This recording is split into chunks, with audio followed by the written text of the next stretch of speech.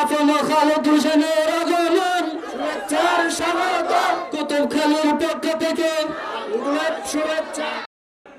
আমাদের গর্ব, আমাদের অহংকার, আমাদের হৃদয়ের স্পন্দন, জ্ঞান গরিমার পরাকাষ্ঠায় উত্তীর্ণ ভাষা সাহিত্যের এক উজ্জ্বল নক্ষত্র, প্রখ্যাত রাজনীতিবিদ, বিশিষ্ট লেখক গবেষক ডক্টর আফম খালেদ হোসেন, মাননীয় উপদেষ্টা, ধর্ম বিষয়ক মন্ত্রণালয়, গণপ্রজাতন্ত্রী বাংলাদেশ সরকার। আল্লাহ তাআলার শুকরিয়া আদায় করি যে আজকের এই মোবারক জলসায় হাজির হতে পারলাম। আল্লাহ তাআলা তৌফিক দিলেন, আলহামদুলিল্লাহ। প্রিয় নবী, বিশ্ব নবী রাহমাতুল লিল আলামিন সাল্লাল্লাহু আলাইহি ওয়াসাল্লাম দুনিয়া থেকে বিদায় হওয়ার 81 দিন আগে আরাফাতের মাঠে খুতবা দিয়েছিলেন, শেষ ভাষণ। সেখানে আল্লাহ রাসূল সাল্লাল্লাহু আলাইহি ওয়াসাল্লাম বলেন, তারাকতু ফীকুম আমরাইন লান তাদিল্লু মা তামাসসাকতুম বিহিমা কিতাবাল্লাহি ওয়া সুন্নতি। আল্লাহর পয়গম্বর সাল্লাল্লাহু আলাইহি ওয়াসাল্লাম বলেন, আমি বিদায় হয়ে যাচ্ছি, তোমাদের জন্য দুটি জিনিস রেখে গেলাম, একটা আল্লাহর কিতাব কোরআনুল কারীম, দ্বিতীয় আমার সুন্নত, আমার তরিকা। এই দুটো জিনিস যদি আমল করো, ধরো, জীবনে কোনোদিন পথ হারাবে না, গোমরাহ হবে না। মুসলমানরা যতদিন পবিত্র কোরআন সুন্নতে রসুলের উপর মজবুত ছিলেন, ততদিন তারা দুনিয়ার নেতৃত্ব দিয়েছেন। মুসলমান যেই মাত্র কোরআনুল করিম ছেড়ে দিল, সুন্নতে রসুল ছেড়ে দিল, মুসলমানদের পতন অনিবার্য হয়ে গেল। চারটা কাজ আমাদের করতে হবে। এক, শুদ্ধভাবে কোরআন তেলাওয়াত।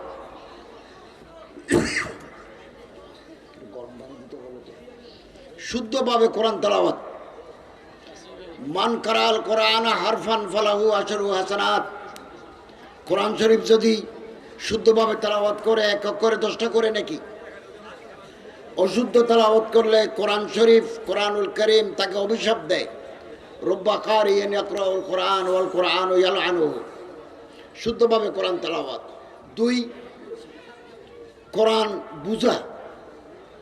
সূরা ফাতিহা, সূরা বাকারা, সূরা আলে ইমরান, সূরা নিসা, সূরা জুমার, ইয়াসিন, নূর, তওবা, ভিতরে কি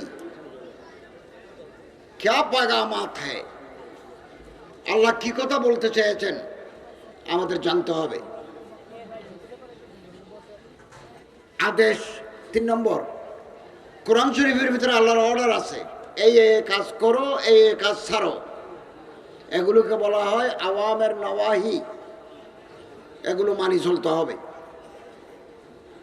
লা তাকরাবুজ জানা, জানার কাছে যাও না। লা তাকুলু আমওয়ালাকুম বাইনাকুম বিল বাতিল, পরের সম্পত্তি গ্রাস করো না, মানা। আকিমুস সালাত ওয়া আতুজ যাকাত, নামাজ পড়ো, যাকাত দাও, এটা অর্ডার, ওইটা নিষেধ। আদেশ নিষেধ মানি চলতে হবে। 4 নম্বর, কোরআনের যত কারখানা আছে, মসজিদ, মাদ্রাসা, জামিয়া ইসলামিয়া, দারুল উলুম, কুতুবখালী, এগুলো কোরআন জিন্দা থাকে, হেফজখানা আছে, মাদ্রাসা আছে, এগুলোর সাথে নিজকে সম্পৃক্ত করতে হবে। 4টা কাজ। শুদ্ধভাবে কোরআন তেলাওয়াত, কোরআনের আদেশ নিষেধ মানি চলা, কোরআন বুঝা, কোরআনের কারখানার সাথে সম্পর্ক রাখা। আল্লাহ তাআলা আমাদের তৌফিক দান করুন। কোরআনুল কারীম আল্লাহ তাআলা বলেন, ইন্না নাহনু নাযালনা যিকরা ওয়া ইন্না লাহু লাহাফিজুন। আমি এই কিতাব নাজিল করেছি, এই কিতাবের হেফাজতকারী স্বয়ং আমি আল্লাহ। পৃথিবীর কোন শক্তি যদি কোরআনের বাতি নিভিয়ে দিতে চায়, কোরআনের আলো নির্বাপিত করতে চায়, পারবে না, পারবে না, পারবে না। এটা জ্বলবেই জ্বলবে, জ্বলবে। এ বাংলাদেশ কোরআনের উর্বর ভূমি। এখানকার ছাত্র আন্তর্জাতিকভাবে, আমি এখন ইসলামিক ফাউন্ডেশন থেকে আসতেছি, আমি ঢাকা থেকে। কুয়েতে গতকাল না পরশু প্রতিযোগিতা হয়ে গেল, 1 নম্বরও বাংলাদেশি, 3 নম্বরও বাংলাদেশি। আবার ইরান যাবে, আমরা পরীক্ষা নিয়ে ফেলেছি, ইরান যাবে, মিশর যাবে, সব জায়গা থেকে পুরস্কার নিয়ে আসছে প্রতি বছর। তো ইনশাআল্লাহ আজিজ কোরআনের আলোকে, কোরআনের নির্দেশনায় আমরা আমাদের ব্যক্তি, পরিবার, সমাজকে যদি বদলাতে পারি, রাষ্ট্রকে যদি বদলাতে পারি, আগামী দিনের সোনালী দিন আমাদের জন্য অপেক্ষা করছে। এবং কোরআন তেলাওয়াত হৃদয় আলোকিত হয়, কলবের ভিতরে নূর পয়দা হয়। আমরা তো এগুলো ছেড়ে দিয়েছি। আল্লাহর পয়গম্বর সাল্লাল্লাহু আলাইহি ওয়াসাল্লাম বলেন, মান কারা, হযরত সাল্লাল্লাহু আলাইহি ওয়াসাল্লাম বলেন, মান কারা সূরাতুল ওয়াকিয়া কুল্লা লাইলাতিন লাম তুসিবহু ফাকাতুন আবাদা। কোন মানুষ যদি প্রতি রাতে সূরা ওয়াকিয়া তেলাওয়াত করে, কোন সূরা? ওয়াকিয়া, জীবনে কোনোদিন বাতে পানিতে কষ্ট পাবে না, অভাবে পড়বে না।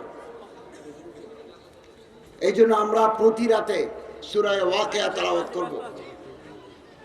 প্রতিদিন সকালবেলা সূরা ইয়াসিন তেলাওয়াত করব।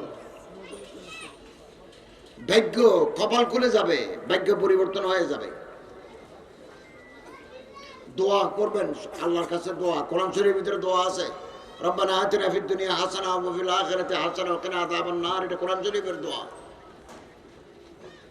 দোয়া করব, পকেটের ভিতরে দোয়া রাখছি, রাখছি। এটা দোয়ার শরীফ, হযরত আনাস ইবনে মালিকের দোয়া, অসম্ভব ফায়দা, পকেটের ভিতরে রাখছি।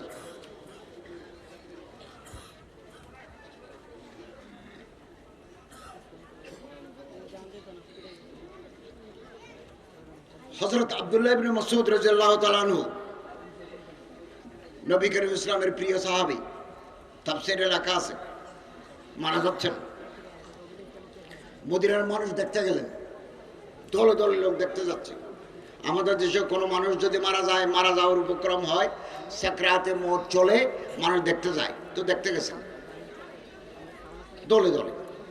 হযরত ওসমান রাদিয়াল্লাহু তাআলা আনহু, মদিনার প্রেসিডেন্ট, তিনিও গেছেন। তো ঘরে ঢুকে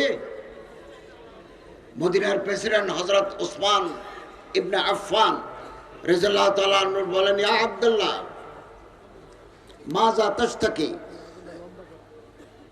হে আব্দুল্লাহ ইবনে মাসউদ, क्या शिकायत है, আপনার কি কষ্ট?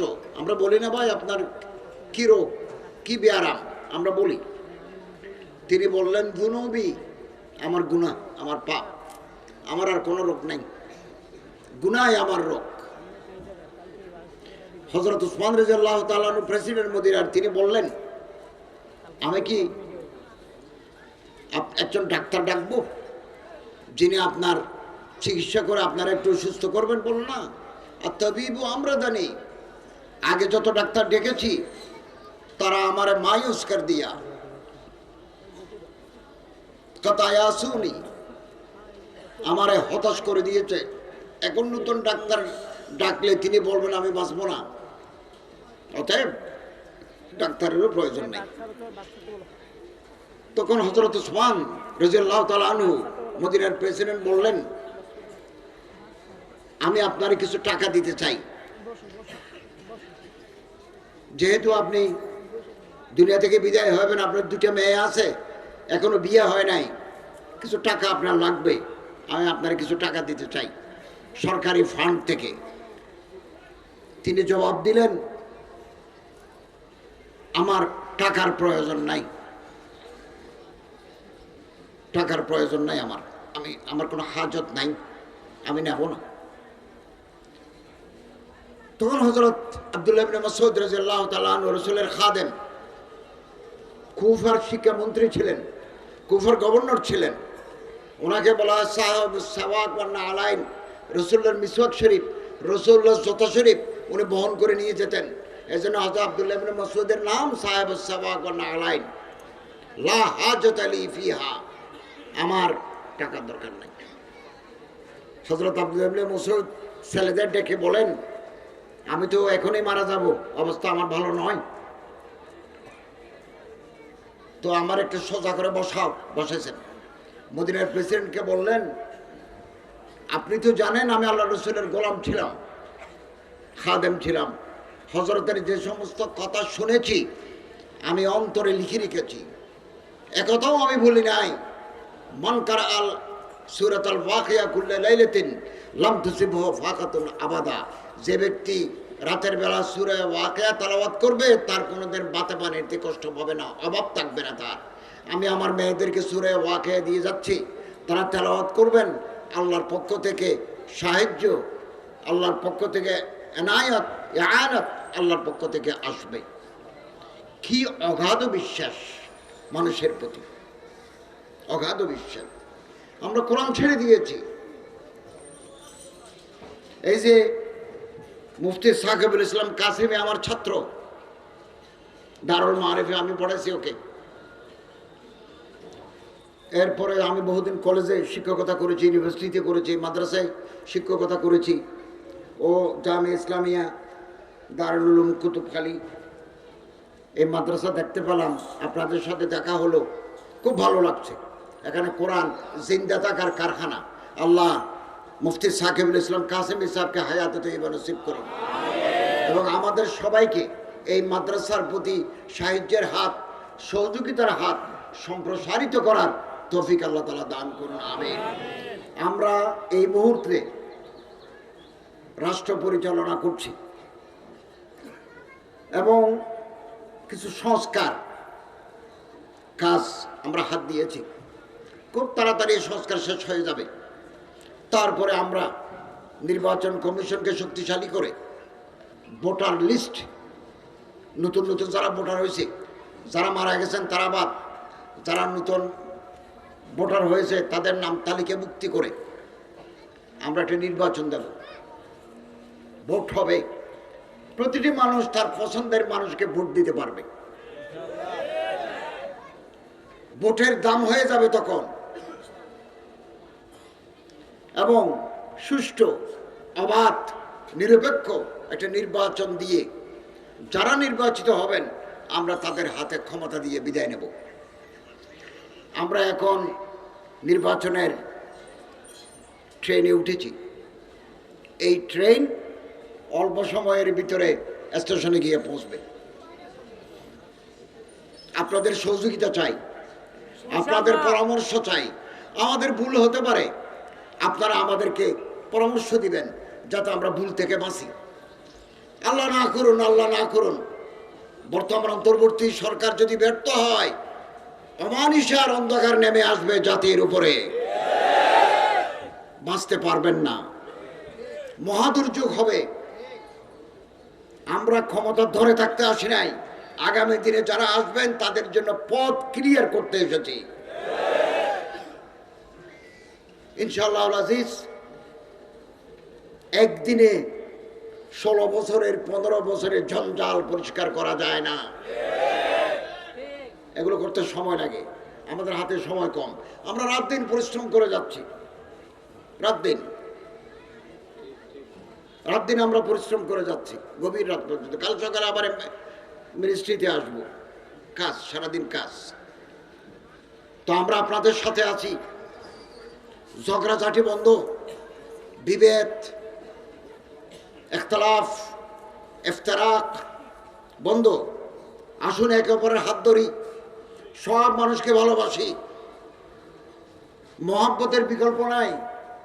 গালি দেওয়া যায়, একজনকে মারা যায়, ভালোবাসা মহব্বত দেখানো কঠিন। হিংসা করে লাভ নাই, হিংসা করবেন না। ইন্নাল হাসাদা ইয়াকুলুল হাসানাত কামা তাকুলুন নারুল হাতাবা। অমুক কেন উপরে উঠলো, যাও তার পিছনে লাগো, এগুলো করবো না আমরা। ন্যাক আমল বরবাদ হয়ে যাবে। শুকনো লাকড়ি আগুন ধরাই দিলে যেমন দাও দাও করে জ্বলে যায়, 50-60 বছরের ন্যাক আমলও হাসদের কারণে জ্বলে পুরে ছাই হয়ে যাবে। আল্লাহ যাকে ইজ্জত দিতে চান, হাদিস, পৃথিবীর কেউ, সারা পৃথিবীর মানুষ একজোট হয়েও তারে নামাতে পারবে না। আর আল্লাহ যারে বিদায় করে দিবেন তাকে ধরে রাখার শক্তি পৃথিবীর কারো নাই। বুখারী শরীফের হাদিস, আল্লাহ যারা ইজ্জত দিবেন তারে বেইজ্জত করনেওয়ালা কেউ নাই। আল্লাহ যারা বেইজ্জত করে দিবেন তারে ইজ্জত দেওয়ালা কেউ নাই। ও তো ইজ্জত মান তাশা ও তো দিল্লু মান তাশা। আল্লাহ যাকে চান ইজ্জত দেন, যাকে চান বেইজ্জত করেন। আমরা আল্লাহরে ধরি, আল্লাহ যেন আমাদের উপর নারাজ না হন। গুনাহ ছাড়ি দেব, গুনাহ ছাড়ি দেব। একজন মানুষকে সালাম দেওয়া সওয়াব, মুসাফা করা সওয়াব। কাবলা আন ইয়াতাফাররাকা, একজন মুসলমান আর মুসলমানের যখন হাত ধরে যুদ্ধ হওয়ার আগে দুজনের গুনাহ মাফ। এগুলো সুন্নত রাসূল। বেদাত ত্যাগ করব, সুন্নত ধরব। মুসলমানে মারামারি করব না, একে অপরের হাত ধরব। 200 কোটি মুসলমান দুনিয়ায়, 57টা মুসলমানের দেশ। আমরা যদি আজকে এক হতে পারতাম তাহলে মসজিদে আকসায় আমরা নামাজ পড়তে পারতাম। এটাই আমাদের দুর্ভাগ্য। এক মুসলমান আরেক মুসলমানের বিরুদ্ধে। সব আমার দলের লোক হবে কথা নাই, সব আমার পীরের মুরিদ হবে কথা নাই, সব আমার মাদ্রাসার ছাত্র হবে কথা নাই। আলাদা আলাদা মাদ্রাসা, আলাদা আলাদা পীর সাহেব, আলাদা আলাদা দল, কিন্তু আমি এবং আপনি এক কাবার ছায়াতলে বড় হয়েছি, এক কালেমার অনুসারী, এক খোদার বান্দা, এক নবীর উম্মত, এক কোরআনের অনুসারী। মানুষকে ভালোবাসি। প্রতিবেশী যারা আছে আমার ডানে বামে, আমার ঘরের সামনে, আমার ঘরের পিছনে, আমার ঘরের ডানে, আমার ঘরের বামে যারা আছেন তারা আমার পড়োশি। এদের সাথে আমরা ভালো ব্যবহার করি। প্রতিবেশী আত্মীয় হতে পারে, প্রতিবেশী অনাত্মীয় হতে পারে, প্রতিবেশী মুসলমান হতে পারে, প্রতিবেশী অমুসলমান হতে পারে। সবার সাথে ভালো ব্যবহার করব। হযরত সাল্লাল্লাহু আলাইহি ওয়াসাল্লাম বলেন, জিবরাইল যতবার আমার সাথে দেখা হয়েছে প্রতিবারেই আমাকে বলেছেন তোমার প্রতিবেশীর খবর নিবে। হাত্তা জানান্তু সাইয়ারিসু, এক সময় আমার মনে হলো বারবার প্রতিবেশীর কথা কেন বলে? কোন আমি মারা যাওয়ার পরে আমার সম্পত্তির অংশ প্রতিবেশীকে দেওয়ার জন্য বলবে নাকি? আমি এটা আন্দাজা করলাম, মানে গুমান কিয়া।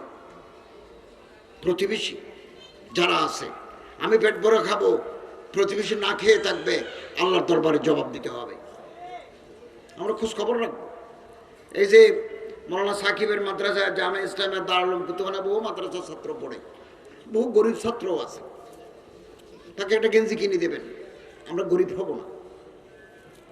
এ হাতের দাম বেশি, এ হাতে দেয়, এ হাতের দাম নাই, এ হাতে লয়। আলিয়াদুল উলিয়া খায়রুম মিনাদিস সুফলা, নিচের হাতের চাইতে উপরে হাত দামি। আমরা দোয়া করি আল্লাহ আমাদের এই হাতের মালিক বানাই দেন, আমিন। রিজিকের মালিক আল্লাহ। ওয়া রাজ্জাকু যুল কুওয়াতিল মাতিন ওয়া মা মিন দাবাতিন ফিল আরদি ইল্লা আলাল্লাহি রিজকুহা। দুনিয়ার সমস্ত প্রাণীর রিজিক দেয় আসমানের মালিকে। আর রিজক মাকসুম ওয়া ফিস সামাই রিজকুকুম, রিজিক আসমানে, জমিনে নয়। ঘুষ খেতে হবে না, ব্যাংক লুট করতে হবে না, ফাইলের নিচে টাকা দিয়ে 2 নম্বরই করতে হবে না। রিজিক উপর থেকে আসবে। দুনিয়াতে তালাশ করে নেব, ব্যবসা করে নেব, শিক্ষকতা করে নেব, রিক্সা চালাই নেব, চাষবাস করে নেব, কৃষিকাজ করে নেব।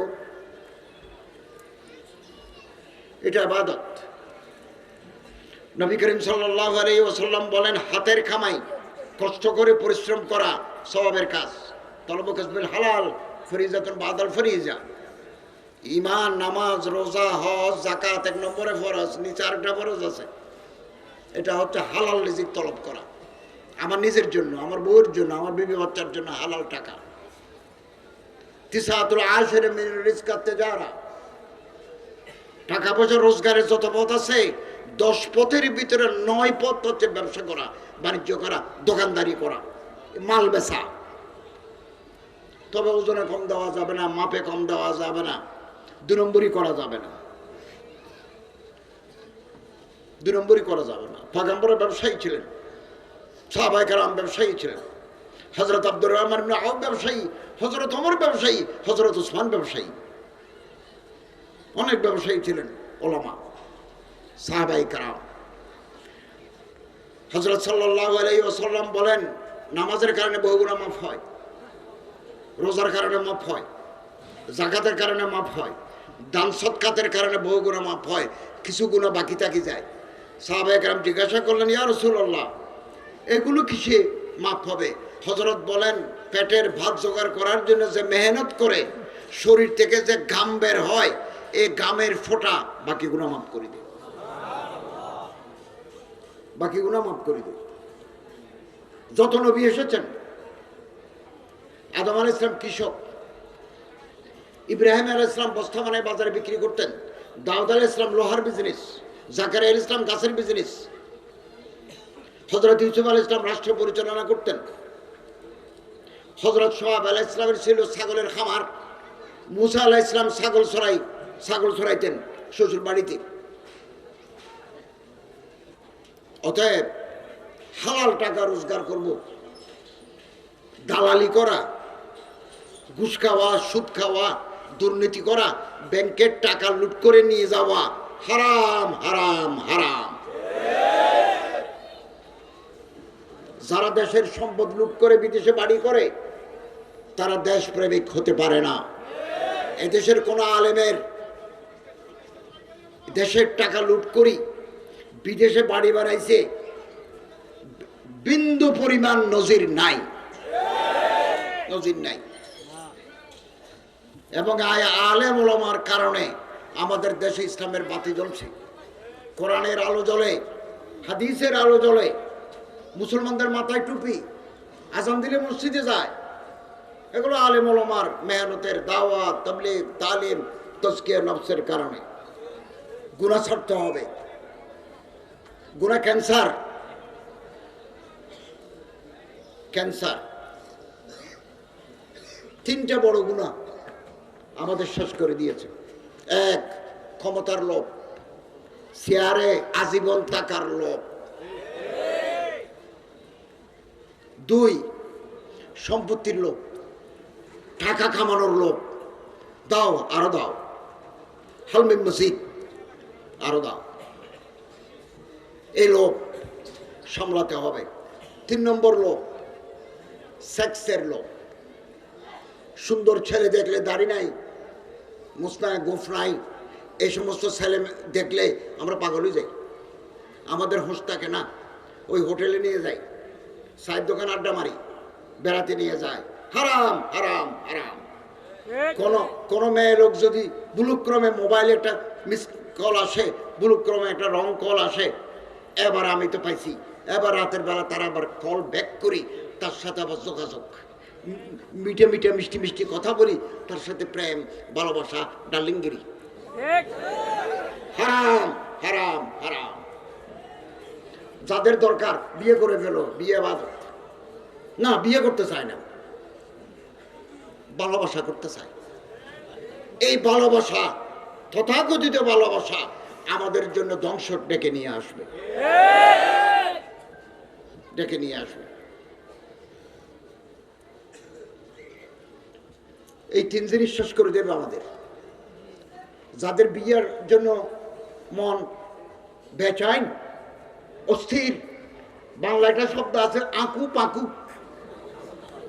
আঁকু পাকু মানে ঘুমাতে পারে না আর কি, এই পাশ করে তাড়াতাড়ি বিয়ে করে ফেলো। বিয়ে সওয়াব, বউর সাথে মিষ্টি মিষ্টি কথা বলা নফল সওয়াব, ডার্লিংয়ের সাথে কথা বলা গুনাহ,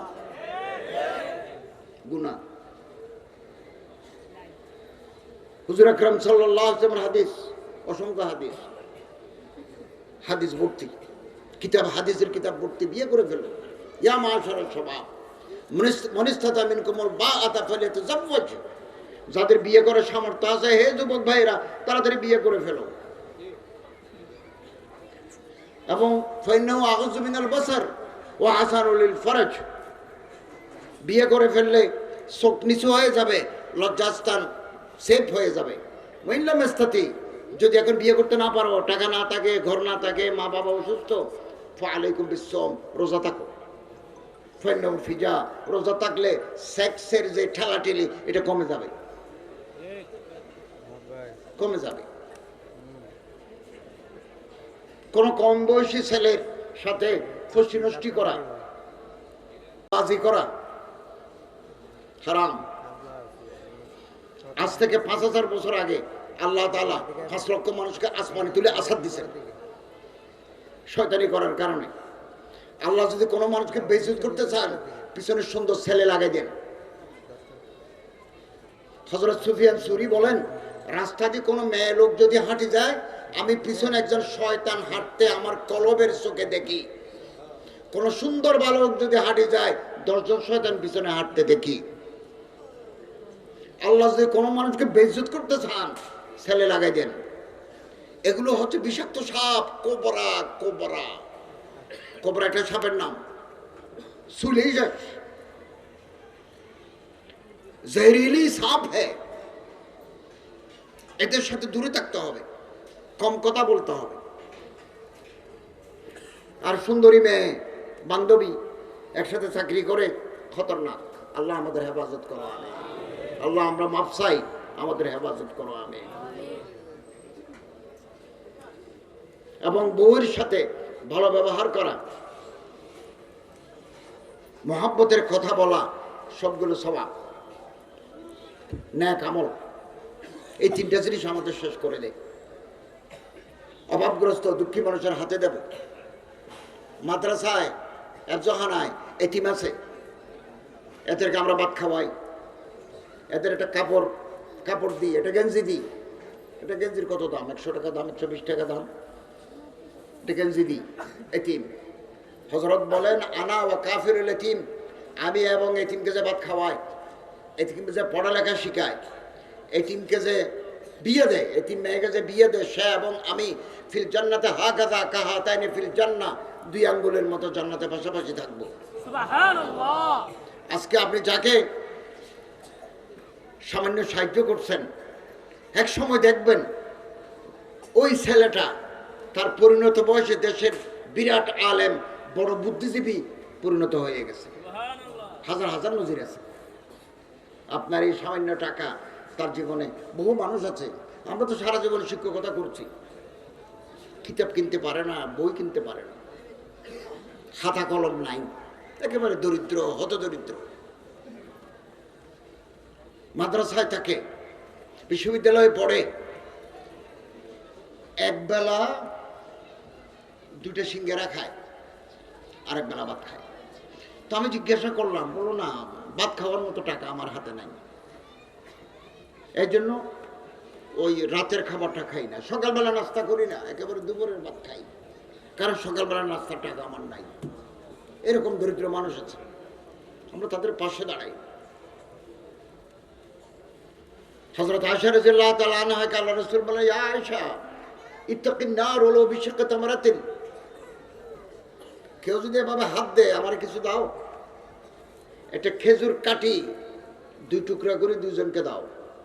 আহিব্বিল মাসাকিন কাররিবিহিম, গরীব দুঃখী অন্ধ এদেরকে কাছে টানো। ইন্নাল্লাহা ইউকাররিবুকা ইয়াউমুল কিয়ামা, কিয়ামতের দিন আল্লাহ তোমার কাছে টানবেন, কাছে টানবেন। এক সাহাবী এসে বলেন, ইয়া রাসূলুল্লাহ আমার কলিজা শক্ত, আমি দান করতে পারি না, মানুষকে খাওয়াতে পারি না, আমার কলিজা ছিঁড়ে যায়। হযরত বলেন, এতিমকে ডাকিয়ে আনি, একসাথে ভাত খাও। তুমি 1 প্লেটে নিবা খাবার, ও 1 প্লেট, এক দস্তরখানায় বসে খাইবা। এই এতিমের পরবরিশের বরকতে আল্লাহ তোমার দিল নরম করে দিবেন। কদিন দুনিয়াতে মানুষ থাকে? বেশি দিন নাই, মানুষের হায়াত বেশি দিন নাই। যাদের দাড়ি সাদা, চশমা ছাড়া চোখে দেখে না, তাদের টাইম একেবারে শেষ।